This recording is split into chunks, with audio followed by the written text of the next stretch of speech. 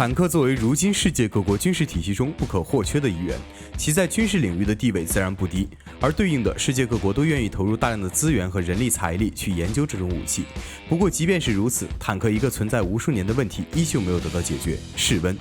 坦克作为一款重型军事武器，其无论是启动还是发射炮弹所需要的动能都是巨大的，因此坦克所装配的发动机其动力远远超过寻常的发动机。不过这也带来一个十分尴尬的问题，那就是庞大动力带来的温度问题无法解决。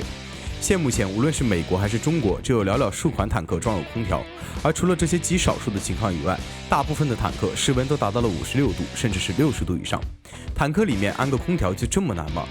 还真就是难如登天。想要让坦克的室温下降，安装空调的原理说白了就是吸热，吸收坦克舱室的热量。但是在这个世界上，能量是守恒的，吸收的热量不会凭空消失，必须排出去。而如果要对外排出热量的话，那么坦克周围排出的热气就极其容易被别人的红外探测装备发现。除了容易暴露以外，安装空调就必须有外露的空调机。不少军迷都应该清楚，坦克是个全身附甲的铁疙瘩，外面覆盖的装甲就是为了保全坦克内部不遭到敌人的攻击。但是如果装载了外露的空调机的话，这块外露的部分就极其容易遭到敌人的集中攻击，导致散热系统瘫痪，甚至是让内部人员有性命之忧。如果说刚刚说的都是考虑到安全问题，那么接下来就要说几个较为无奈的技术问题了。坦克不仅仅是个油老虎，更是一个吃电怪。坦克对电能的需求是极大的，这也就意味着坦克的蓄电池供电压力巨大。在如此极高的供电压力下，还要再负担一个空调的电能，这实在是有点强人所难。持续下去，甚至会引起坦克失去供电，甚至出现短路发生爆炸的情况。